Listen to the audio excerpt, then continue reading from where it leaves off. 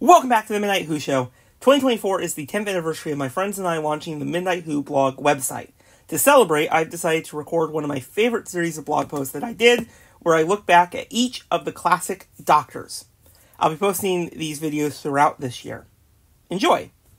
The first video will focus on the 1960s and the first and second Doctors. The first Doctor was played by William Hartnell between 1963 and 1966.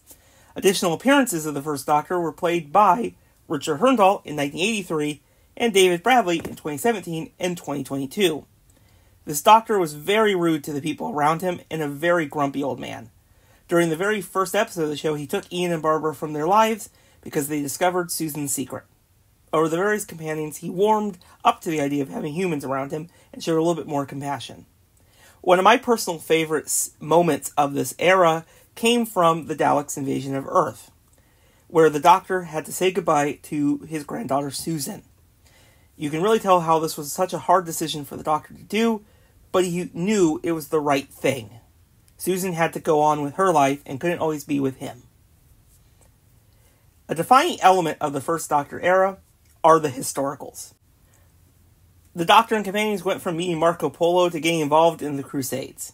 Then there was the Gunfighters, which might be more memorable for a certain musical moment. 3 seasons as the Doctor. William Hartnell left the role due to health concerns. To remedy this, the idea of regeneration was thought of as a solution. After the events of the 10th Planet, which introduced the Cybermen to the show, the first Doctor walked into the TARDIS before Ben and Polly and collapsed on the floor, regenerating into the second Doctor. The second Doctor was played by Patrick Troughton from 1966 to 1969. This Doctor was a complete turnaround from the first incarnation. Unlike the grumpy and brash first Doctor, this Doctor was very joyful and very enthusiastic about the places the TARDIS took him. This Doctor earned the nickname of the Cosmic Hobo with his baggy pants and mop-top hairstyle. He played a recorder throughout his run, even though he was only semi-good at it. Well, you can be the judge on that one. This era also introduced one of the most longest-lasting characters and organizations on Doctor Who, Alistair Lethbridge-Stewart and UNIT, which played a big role in the next era of the show. Some of my personal favorite monsters introduced in this era were the Ice Warriors and the Great Intelligence.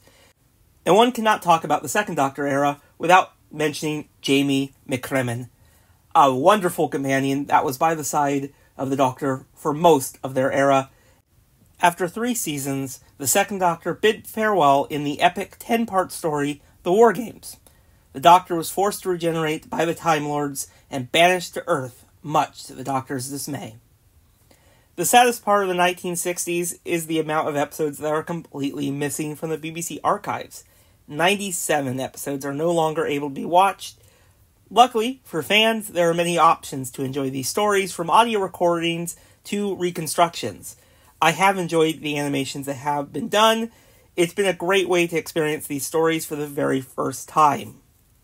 This concludes the 1960s era of Doctor Who.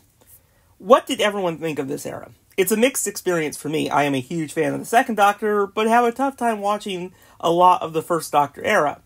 Now we head off to the 1970s, filled with big changes for the show.